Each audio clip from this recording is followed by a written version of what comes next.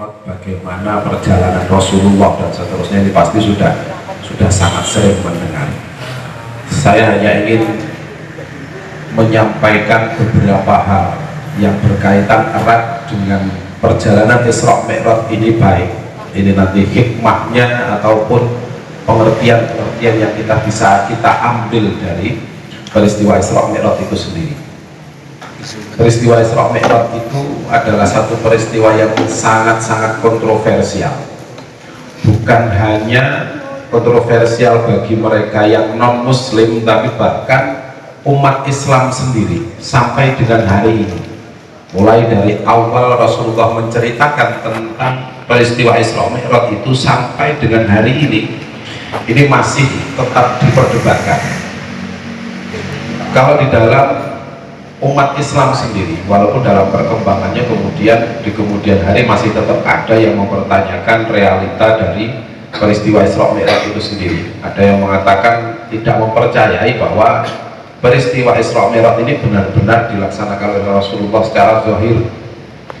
Ada yang meyakini bahwa Rasulullah diperjalankan oleh Allah ini hanya dalam mimpi.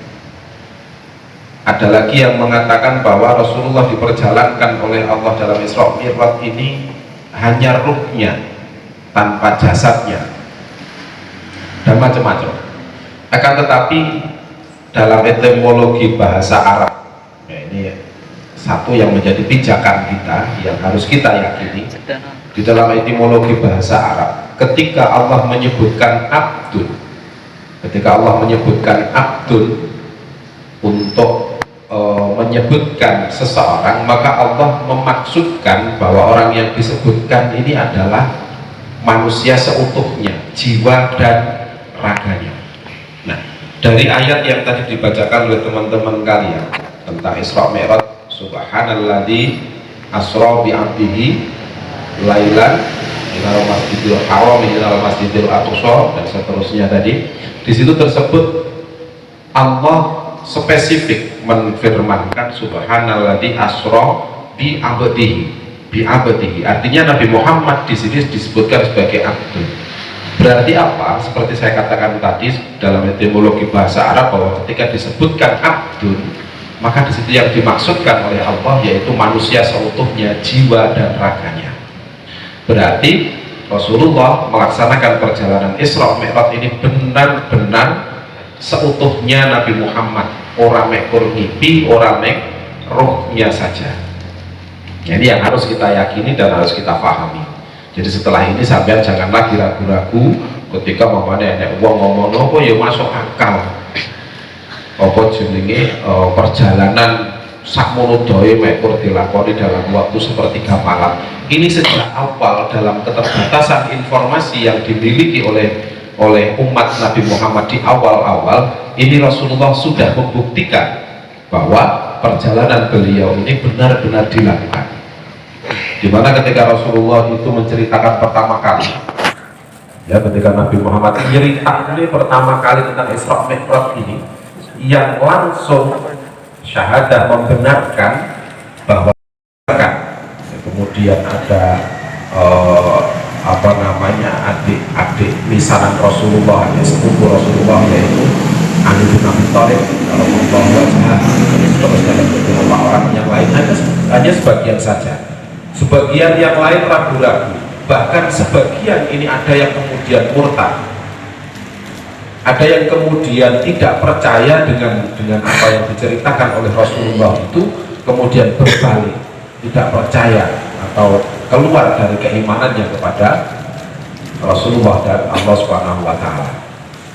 Nah, kemudian dari kelompok-kelompok yang meragukan perjalanan Rasulullah ini terus kemudian ingin membuktikan bener apa orang, sehingga mereka mendatangkan orang-orang yang pernah datang ke Masjidil Aqsa, karena waktu itu perjalanan yang harus ditempuh dari Makkah ke Masjidil Aqsa ke Yerusalem itu berbulan-bulan, harus ditempuh dalam waktu berbulan-bulan, sehingga mereka tidak percaya bahwa Rasulullah itu iso melakukan perjalanan ke Masjidil Haram, yang di Masjidil Aqsa itu hanya dalam waktu sepertiga malam itu tok itu gak masuk akal menggui mereka. Nah, kemudian mereka mendatangkan beberapa orang yang sudah hafal betul bagaimana kondisi Masjidil Aqsa. Kornakoinya gini Kanjeng Nabi, apa-apa yang mungkin terlewat oleh Rasulullah, apa-apa yang mungkin tidak diketahui oleh orang yang tidak pernah datang ke Masjidil Aqsa. Nah, di situ kemudian Nabi Muhammad ditakoi, Masjidil Aqsa kuwi cagake masjid enek pira? Rasulullah bisa menjawab dengan baik. Masjidnya madhep nyandi, ubahe wanggone nek dan seterusnya. Ciri-ciri fisik dari Masjidil Aqsa ini ditanyakan langsung oleh Rasulullah, ditanyakan langsung kepada Rasulullah dan dijawab dengan benar oleh Rasulullah. Sehingga dengan seperti ini maka banyak di antara orang yang kemudian awalnya ragu-ragu menjadi kembali percaya kepada Rasulullah dan lebih tebal keimanannya. Seperti itu. Nah, ini peristiwa itu seperti itu. Nah, ini makanya kita jangan sampai tidak percaya dengan peristiwa Isra Mi'raj ini. Kemudian selanjutnya, hal-hal yang bisa kita petik dari peristiwa Isra Mi'raj itu diantaranya adalah begini. Dengan peristiwa Isra Mi'raj ini ya, Allah menunjukkan betapa besar kasih sayangnya yang diberikan kepada umat Nabi Muhammad. Hal ini disebabkan karena kecintaan Allah Subhanahu wa Ta'ala kepada Nabi Muhammad melebihi apapun yang pernah diciptakan oleh Allah. Buktinya apa? Buktinya adalah ketika Rasulullah mendapatkan perintah untuk melaksanakan sholat wajib. Jadi Rasulullah itu ketika naik ke Sidratul Muntaha ini didahului oleh Allah Subhanahu wa Ta'ala, diperintah oleh Allah Subhanahu wa Ta'ala menyampaikan kepada kita semuanya umat Islam untuk melaksanakan sholat wajib. Dan sholat wajib yang diperintahkan pertama kali oleh Allah kepada Rasulullah ini dalam satu hari satu malam sebanyak 50 rakaat, sama dengan apa yang dilakukan oleh umat-umat sebelumnya, sama dengan apa yang diwajibkan kepada umat-umat Nabi sebelumnya, termasuk Nabi Musa, Nabi Isa, dan Nabi-Nabi Bani Israel yang lain sebelumnya. Ini umatnya semua diwajibkan melaksanakan sholat 50 rakaat dalam satu hari. Maka Nabi Muhammad pun mendapatkan perintah yang sama dari Allah. Nah, wis nampa ngono kuwi wong jenenge Kanjeng Nabi Muhammad itu wong luar biasa. Pokoknya apapun perintah Gusti Allah, apapun perintah Gusti Allah, setidak masuk akal apapun, namanya cara bahasa wong saiki ya, setidak masuk akal apapun perintah Gusti Allah akan beliau laksanakan. Nah, ini mentalnya para nabi itu kan seperti itu. Mentalnya para nabi itu kan seperti itu. Seperti halnya Nabi Ibrahim, walaupun bisa dikatakan ya, walaupun ini tidak mungkin kayaknya, tapi ada beberapa orang yang mengatakan bahwa Nabi Ibrahim itu awalnya ragu-ragu melaksanakan perintah Gusti Allah untuk menyembelih putranya sendiri. Ragu-ragu ini piye mosok Gusti Allah perintah beleh anakku dewi. Sebagian orang yang sing ngarani ngono, tapi pastinya tidak. Seorang nabi tidak mungkin ragu-ragu untuk melaksanakan perintah Allah Subhanahu wa Ta'ala. Dan Nabi Muhammad juga begitu, tidak ragu-ragu. Kemudian beliau pamitan gampangannya ngomong, hendak menyampaikan perintah ini kepada umatnya. Lah basa medhuk nek ngene langit sing nomor 4 dicegat karo Nabi Musa. Oleh Nabi Musa ditanya, Nabi Muhammad jenengan diperintah apa oleh Allah? Diperintah melakoni sholat kan Nabi. Berapa rakaat? 50 rakaat dalam satu hari satu malam sami kalian umat panjenengan. Nah, kemudian Nabi Musa, ya, Nabi Musa ini mentalnya adalah seorang pejuang. Nabi Musa ini karena dalam hidupnya, Nabi Musa ini dalam hidupnya ini memang beliau adalah seorang pejuang, seorang pembebas, ya, seorang pembebas kediktatoran, seorang pembebas ketertindasan, sehingga apa namanya jiwa pejuangnya ini masih tetap kental. Ketika beliau melihat ada sesuatu yang memberatkan bagi kaum lemah, maka beliau akan berjuang untuk meringankannya. Nah, ketika beliau mendengar Nabi Muhammad diperintahkan oleh Allah untuk melaksanakan sholat 50 rakaat dalam satu hari satu malam, Nabi Musa langsung matur dengan Nabi Muhammad, Kanjeng Nabi, umat jenengan ini gak kuat lek sholat sedina 50 rakaat. Umat kula niku wonge gedhe-gedhe rasa-rasa. Umat kula niku wonge gedhe-gedhe rasa-rasa. Lek dibandingne karo umat jenengan iki serene apa-apane. Rasa-rasa dhuwur-dhuwur gede-gede.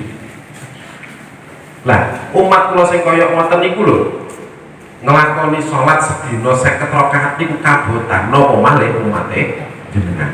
Cobi jenengan suwan malih Gusti Allah matur kenyene Gusti Allah minta keringanan. Ngoten nggih Kanjeng Nabi Musa. Nggih pun cobi jenengan matur. Maka kemudian Nabi Muhammad matur kembali kepada Allah. Matur kembali kepada Allah, diberi keringanan oleh Allah. Turun lagi dicegat neh karo Nabi Musa. Pinten Kanjeng Nabi? Kantun sak menten. Tasik dereng kiyat, munggah neh, medhun neh sampai beberapa kali sampai kemudian tinggal 17 rakaat. Tekok 50 yang 17. Gitu. Tekok 50 yang 17 rakaat. Nah, wis karek 17 iki lho karo Nabi Musa jek kon kenyang. Pinten Kanjeng Nabi Muhammad 17 rakaat napa mawon? Zuhur, asar, maghrib, isya, subuh. Wektune kados pundi diceritakan oleh Nabi Muhammad. Lah niki enten setunggal iki jenengan nyuwun keringanan ing Gusti Allah. Sing paling abot salat subuh.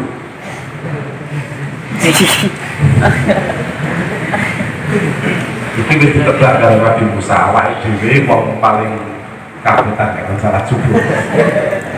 Nabi Musa wis dawuh nek ke jaman semono. Akan tetapi Nabi Muhammad matur pun Nabi Musa kula wis isin lisan. Kula pun isin, mosok asale 50 karep 17 ji arepe nyang neh. Pun kuat ra kuat tak lakonane sak umat. Muga-muga kuat. Maka kemudian inilah yang dibawa oleh Nabi Muhammad disampaikan kepada kita semuanya untuk dilakukan. Nah, di sini sangat terlihat kasih sayang Allah.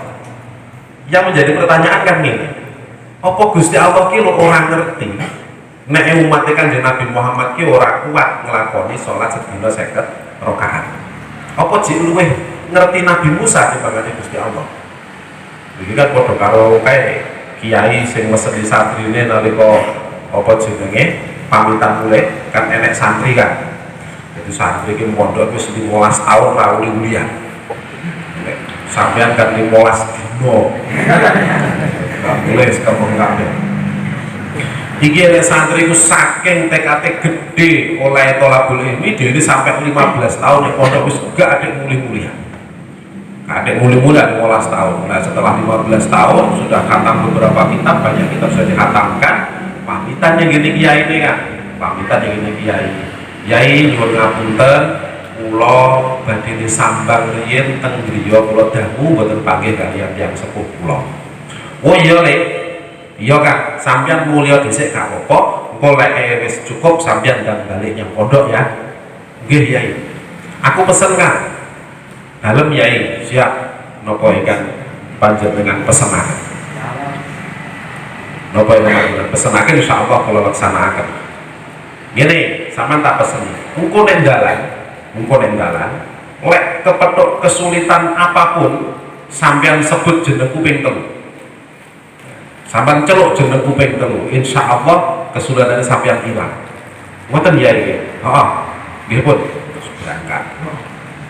Begitu berangkat, ya toh. Sore-sore wis dalam perjalanan pulang itu wis teko sore hari dia di tengah alas. Nek gunung. Jadi pas munggah gunung dia harus menaiki sebuah gunung. Nek perjalanan nek tengah alas. Terus teh maghrib. Wah, iki kula kebeteng nek tengah alas iki piye?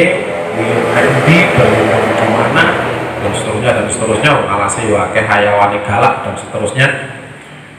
Terus kelingan dawuh kiai, wah tak sebut jenenge kiai ya jan. Itu sebut bener Pak Yai ping telu. Wah, begitu disebut jenenge Pak Yai dia koyo disurung karo digeret nyambur. Wes. Tidak berapa lama sampai di kampung terdekat, dia bisa menginap di situ, sholat di situ, nginap sampai pagi sampai subuh. Nah, pada subuh berangkat naik lagi. Wah, dia mudah percaya. Iya itu jaduk. Iya itu jaduk, jeduk juga. Berangkat lagi. Nah, setelah berangkat, baru sampai di pantai dia harus menyeberangi laut, dia harus menyeberangi selat. Bocah Madura paling itu dia harus menyeberangi selat, harus menyeberangi laut. Dan di dalam yang sore pisan, enek perahunya wakeh tapi sing duwe wis do mulai. Soal numpak di wiraruh carane piye iso menjadi sampai sesuk isu. Kemudian dia ingat, nah yo, dia ingin tak sebut jenenge Kiai Kuping Telu. Oh, kesulitan saya langsung selesai. Jajar tak sebut jenenge Gusti Allah, kira-kira malah langsung ke koma. Wah, akhirnya dia begitu percaya dengan itu, akhirnya tenang. Ya Allah, ya Allah, ya Allah. Begitu disebut ya Allah, ya Allah, ya Allah, orang kok dia tekoma malah balik yang kampung yang pertama itu. Dia kan kaget loh. Kok tadi ini gitu ya? Jadi tak sebut jenenge kiaiku, masalahku selesai, kesulitan saya selesai. Maksud tak sebut jenenge Gusti Allah kok malah kesulitan saya bertambah. Mosok Gusti Allah kalah jaduk ya kiai. Saking penasarannya ya, saking penasarannya akhirnya gak sido mulai balik yang pondok, saking penasaran. Itu dalam hatinya pertanyaan yang sangat kuat. Mosok Gusti Allah kalah jaduk kalau kiai itu ingin tanya. Terus soalnya ini kiai dulu kan mau pesta kiai ini wis katet oleh mulai dari sios langsung lagi banyak kok dari sios pun gak sudah mulai kok banyak kok mulai penasaran apa cerita mosok Gusti Allah kalah jaduk kalian jenengan. Ya ini terus dia orang tidak seperti itu. Nah terus pun dia lek awakmu dulu intinya adalah seperti ini. Itulah wasilah, itulah tawasul, itulah wasilah. Lek awakmu dulu dhewe gini Gusti Allah, nyuwun dhewe gini Gusti Allah, itu sulit untuk ijabah. Karena apa? Karena ketika kamu berdoa, sebaik apapun doanya kamu, itu krono hal-hal yang berkaitan dengan basariah kamu, dengan kemanusiaan kamu, mungkin krono nafsune atau apa, sehingga ada hijab, ada penutup sampainya doamu yang gini Gusti Allah. Jika sampai bungo dhewe njaluk ning Gusti Allah mungkin terbersit yang gini hati ini sampean ketika batin tak menyebut jadi Gusti Allah langsung ke koma mau makan ketok jaduk. Nah enak ini loh, enak ini mungkin aku lek koma koyok sulam pak ya Allah ya Allah ya Allah jeluk ke koma kan ketok jaduk kan ada terbersit seperti itu sehingga ini yang menjadi hijab Allah mengijabahi dunia sampean. Nah terus jenengan ya nek aku kan dongakne awakmu gak duwe kepentingan kan. Apa batiku dongakne awakmu? Ora enek batine. Ora enek batine. Wong biasane santri kuwi lek wis dadi iki lali karo kiyaine. Biasane santri kuwi lek wis dadi wong lali karo kiyaine. Tapi jenenge seorang kiai tetep dongakne yang terbaik untuk santri-santrinya tanpa pamrih. Guru-guru dongakne santri-santri ini, dongakne murid-muridnya tanpa pamrih, tanpa tendensi apapun. Nah ini justru yang menjadikan doa itu diijabahi oleh Allah Subhanahu Wa Taala.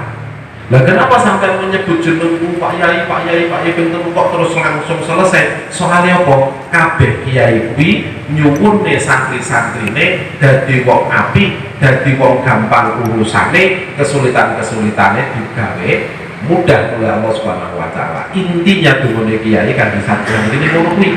Lah ketika sampean jenenge kiai ini artinya wasilah kepada kiai-kiai ini, maka ini sama juga sampean itu mengamini dumone para kiai ini sampean, guru-guru sampean. Ini salah satunya seperti itu. Maka dari cerita ini tadi sampean ojo waleh-waleh wasilah maca Fatihah, kirim Fatihah kan kiai-kiai ini sampean kan guru-guru sampean orang yang sing wis mati tok ya, sing urip-urip ngene iki malah butuh banget di Fatihah ya. Nah, sing wis mati-mati ngono koyo umane Kanjeng Nabi Muhammad wis tuwa-tuwa misal. Sampai yang kita harapkan ketika kita berkirim Fatihah kepada beliau membaca sholawat itu kan putahan. Kanjeng Nabi Muhammad kebuk rahmatnya kepada Gusti Allah ketika terus ditambahi kan mesti kutah ibarat ember wis kebuk awake dhewe gelas cumi mojok nek pinggire bak iki mang nek pinggire ember iki mang nyuwunnya dhewe sing timbo sing maringi banyu sing ngiseni banyu nek ngene bak iki mau terus panjenengan tambahi banyu terus soalnya lek sampeyan dhewe sing njaluk ora dikeki welek kok gelas soalnya pojokan cowi oh misalnya duit barang lah ini kan awal duit pojok nek sandingi bak nek sandingi ember memang kalau dibuat terus dengan diseni itu mungkin itu dengan diseni terus putah awal dhewe oleh putani malih kisenan malih nah ini kita membaca sholawat apa Fatihah untuk Rasulullah itu seperti itu kepada para ulama kepada aulia itu seperti itu manfaatnya kembali lagi jadi gimana. Bukan berarti bahwa Allah tidak tahu bahwa umat Nabi Muhammad itu gak kuat lekon sholat sedina ping 50 rakaat. Tapi kenapa itu dilakukan oleh Allah? Gampangannya Allah menunjukkan kepada kita seberapa besar kasih sayangnya Allah kepada umat Nabi Muhammad. Ben awake dhewe bersyukur. Ben awake dhewe mikir lha yo awalnya ini diperintahkan 50 rakaat terus karek 17 rakaat mosok arep ninggal walaupun 17 rakaat tinggal 17 rakaat yang diwajibkan kepada kita pahalanya sama dengan apa yang diberikan kepada umat-umat sebelumnya apalagi ini nanti akan dilipat gandakan pahalanya ketika kita lakukan dengan cara-cara tertentu sholat ini tadi pertama kan awake dhewe sholat jamaah diganjar dikalikan 27 dikalikan 27 pahala yang disiapkan oleh Allah kepada kita. Kalau sholat ini kemudian dilakukan di masjid-masjid tertentu akan dilipat gandakan kembali oleh Allah. Pamannya awake dhewe sholat dhewe nang ngene Masjidil Aqsa, maka sholatnya ini pahalanya akan disiapkan oleh Allah dikalikan 1000 kali daripada sholat di masjid yang lain selain Masjidil Aqsa, Masjidil Haram, Masjid Nabawi. Ketika kita sholat di Masjid Nabawi, pamannya awake dhewe ini pahalanya dilipat gandakan dikalikan 10.000, di Masjidil Haram dikalikan 100.000 dibandingkan dengan masjid yang lain. Ini kasih sayang Allah yang diberikan kepada kita ini luar biasa. Tapi ojo berijir kan, ya, ojo berijir, ojo anggap ini tabungan. Ya. Soalnya apa? Iki lek dianggap lek sampeyan anggap tabungan, sampeyan anggap pensiunan, kok umur 9 tahun mau salah sampeyan. Soalnya enek aku diceritani karo koncoku itu suatu saat dia cerita enek tonggone kuwi mari haji ya. Mulai nglakoni haji baru ngono mari ra gelem salah. Bosok ditakoki, "Pak, jenengan lho barang haji kok malah mboten salah ki pripun?" Aku ya anu kan, tak hitung-hitung. Ganjaranku salat nalika haji iku lek trimo apa jenenge dibandingne aku salat nek omah sampai mati lu gak entek. Ngono Pak. Aku salat di Masjid Nabawi itu sak menit dino jamaah terus. Salat di Masjidil Haram itu sak menit dino jamaah terus. Lho diping 10.000 diping 100.000 ini serah karo-karuan. Ganjaran wis kurang-kurang saya gak usah salat gak apa-apa jadi. Bukan seperti itu sing jenenge salat ki ora ngono kuwi. Pahala itu disiapkan oleh Allah. Nah, terus dikekne apa ora, diparing apa ora karo Gusti Allah nantinya, ini bergantung kepada akhir kita. kepada khotimah kita dalam menjalani hidup di dunia. Husnul khotimah apa suul khotimah. Nek husnul khotimah itu paling nih ganjaran ini, tapi nek suul khotimah malah ora diparingi, malah dicemplungi rokok. Padha karo pegawai ya, wong daftar jadi pegawai. Ya, wong daftar jadi pegawai. Pokoknya dia daftar ini satu perusahaan ditompo itu. Dalam 1 bulan pertama itu oleh kerja itu temenanan sampai lembur. Hanya 1 bulan kok. Baru dalam sisa bulan berikutnya dalam 1 tahun, 11 bulan berikutnya wis gak tahu lebih. Gak tahunya pamannya. Karena apa? Dia menganggap aku udah wis lembur. Aku ini lagi kerja setahun, aku sesasi wis lembur wis karuan hasilnya wis oke. Saya rasa kerja apa-apa. Enek pegawai sing model ngene iki, kira-kira kalau juragan iki terus arep dikek nek bayaran dia mau malah dipecat. Dipecat. Nah seperti itu. Bahwa dhewe ibadah kepada Allah juga seperti itu. Jadi jangan sampai mongso wis kakian ganjaran nunggu ojo. Karena apa? Nabi Muhammad itu loh kurang dhuwur piye belajarnya. Seumur hidup beliau tidak pernah meninggalkan kewajiban-kewajiban agama. Tidak pernah. Kok enek umpamane wong itu dengan alasan dhewe wis saleh, dhewe wis apik, terus mari ngono wis di ngapura ganjarane, terus mari ngono dibebaskan oleh Allah dari melakukan kewajiban-kewajiban agama seperti puasa, seperti sholat, maka yang pertama diberikan oleh Allah seperti itu adalah Nabi Muhammad pasti. Tapi kenyataannya tidak. Nabi Muhammad seumur urip selama beliau sugeng ini selalu melaksanakan kewajiban-kewajiban agamanya. Nah ini yang harus kita pikir. Makanya Mbak Yemat dia nek jauh ngomong kok enek wong ngaku wali tapi ngajak nyontoni utawa bahkan perintah ninggalne kewajiban agama, maka bohong. Dia bukan waliullah. Ya aulia syaitan. Dia wali di setan. Bahkan dulu beliau mengatakan seperti itu sampai jadi ojo gampang-gampang katut karo ngomong soalnya kok biasanya ngomong kuwi iso budone aku iso ngene aku iso ngene ngono-ngono kuwi wong sing iso ngono kuwi ora mung wali tok.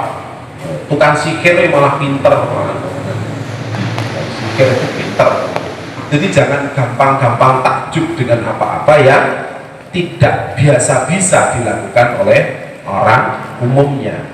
Dilihat dulu, pokok selama orang tersebut ini masih mengajak kepada syariat Islam, meneguhkan syariat Islam, maka insya Allah ini yang benar. Tapi lagi sampai melinjani syariat Islam, maka ini bisa dipastikan dia salah.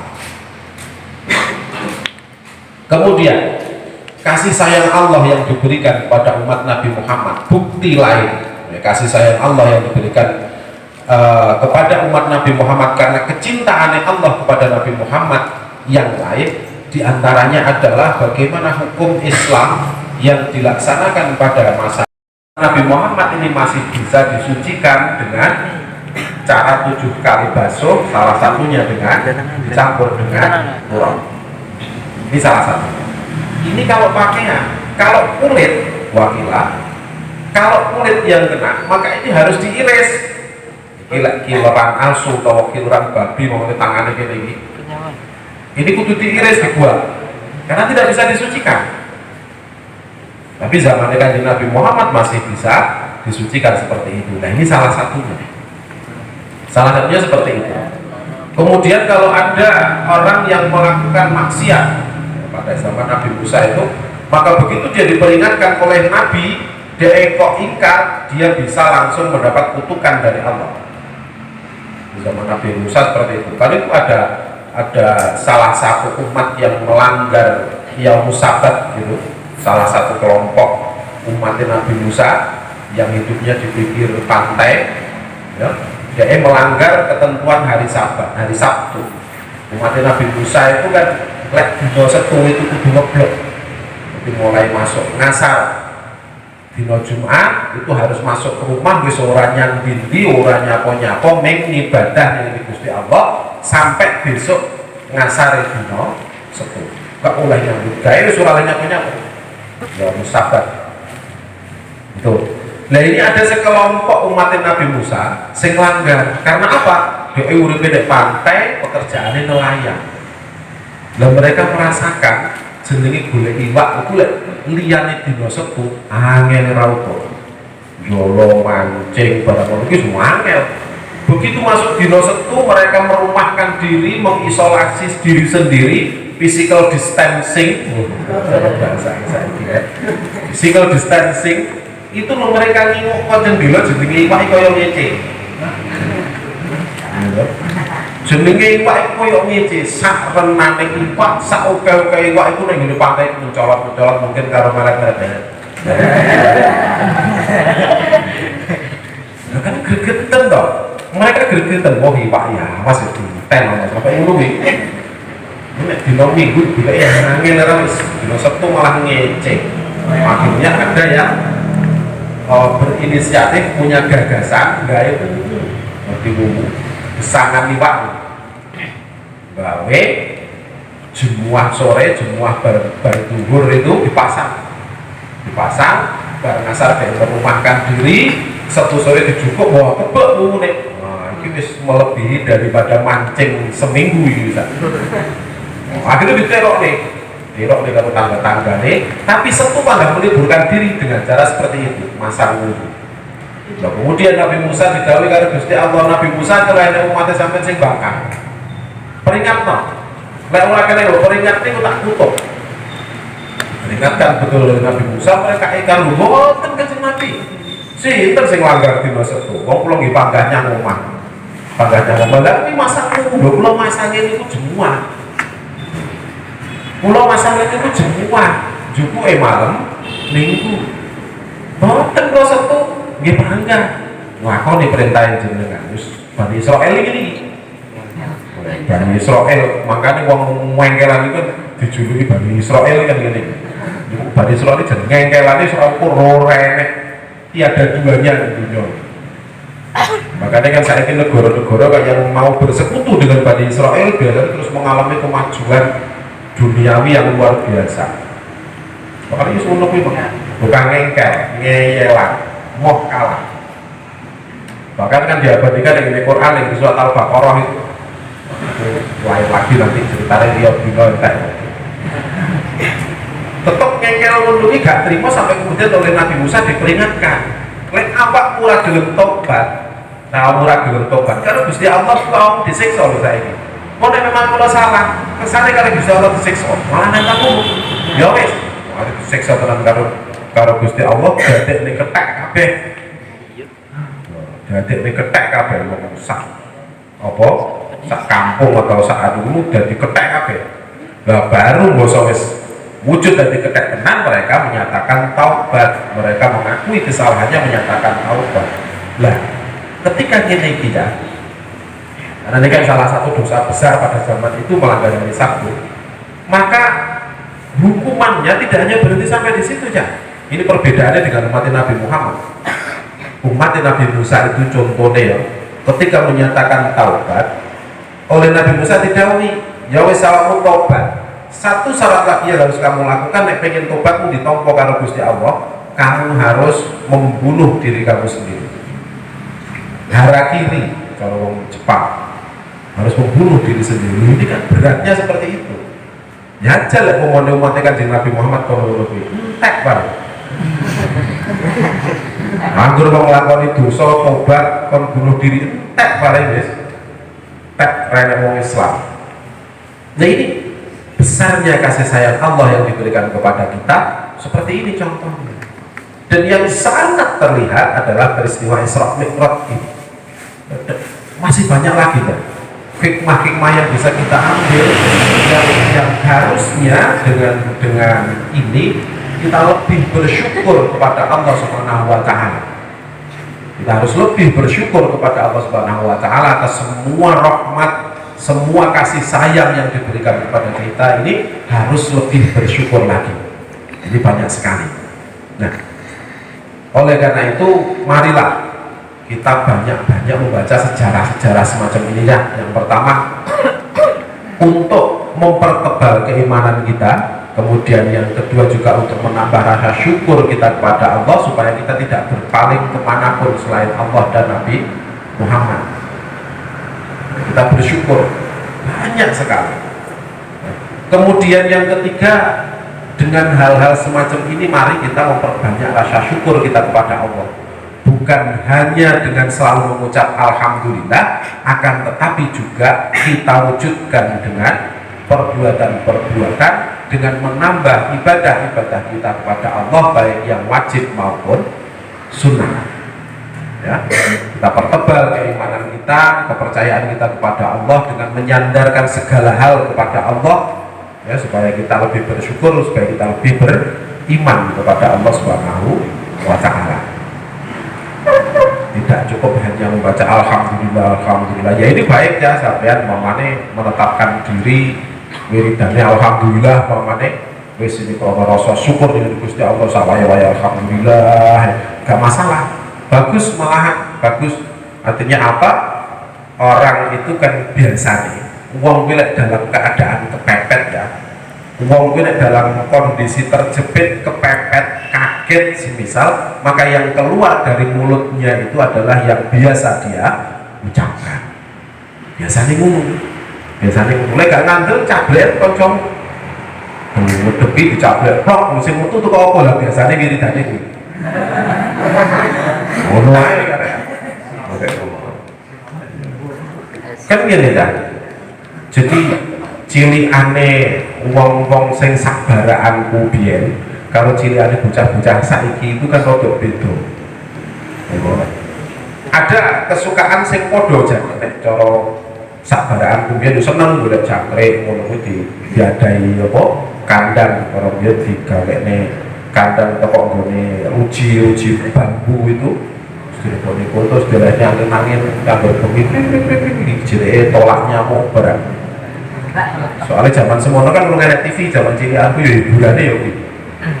Mulai ada HP dadi hiburane suarane jangkrik itu. Itu udah golek jangkrik aku isu ngono kuwi golek jangkrik trayang itu terus diadai kandang-kandang delehne angin-angin. Tapi lek bocah saiki gak ya golek jangkrik tapi gak di lebone kandang dimut. Tapi lek golek jangkrik dimut cek telatene batin lu. Rumongso gak sampean? Golek jangkrik tapi dimut. Begitu kesandung jangkriknya merucut. Coba biar kancane jangkriknya merucut. Kadang-kadang sing kenemenan ki ora mung jangkrik tok jaran barang ya dimut. Dengkule kancane dimut ya Allah. Kadang-kadang raine kancane dimut. Iya. Coba kok raimu.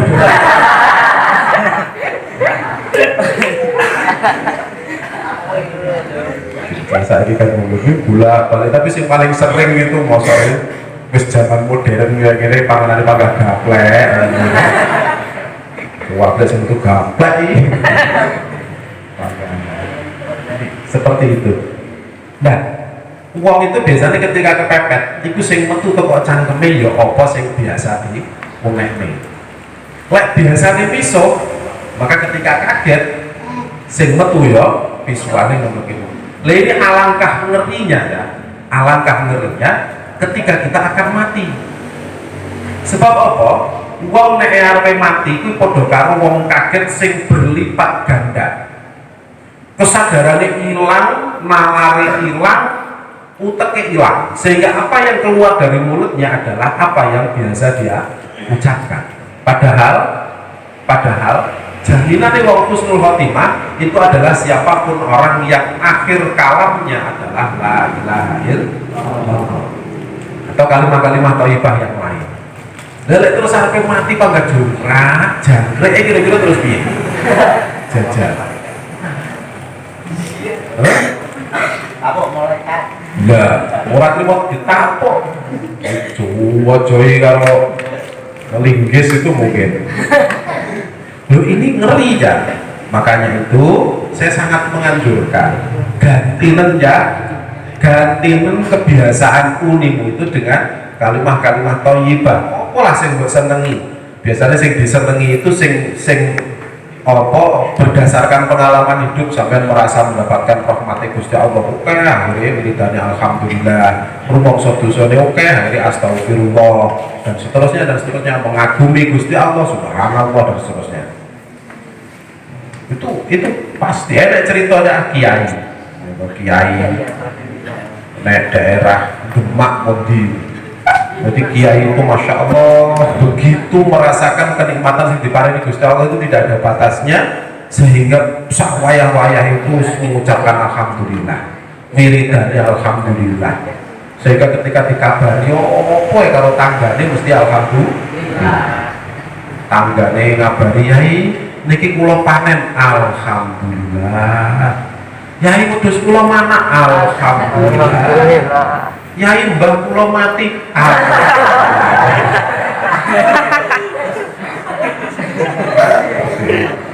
lah kok alhamdulillah, wah alhamdulillah kok yai mbah kula mati, ya alhamdulillah to wong mbah mugi wis tuwek kula urip terus ngesakne. Kiai ini kok sedo alhamdulillah, kiai sedo kok alhamdulillah, lek urip terus anake kandang kiai panggah Gus. Kok enek alasan.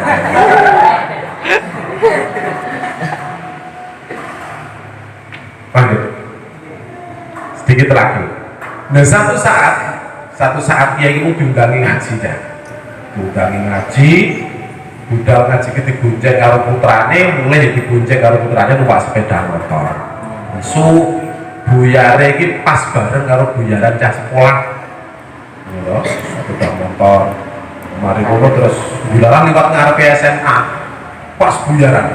Wah, malah numpak sepeda motor malah ora banter-banter. Jenenge bocah sekolah kan bedane ngono kae. Belajar gak terima loro telu papat berat. Wis luar adalah SMK mbuh tata busana apa wedok tok ngono lah. SMK Putri. Nah, soalnya kalau belum kita terus ada tergandeng harga luar. Nah tergandeng kan krono dalannya dibagi maling ngebel. Waktu pakai sih bocah-bocah itu ada sekolah gue kan mas. Mari kalau senggolan setir karo setir ambruk akhirnya, termasuk nyenggol kiai ini gue mau ambruk. Begitu ambruk putar kiai ini mangku salah si jilid cewek itu.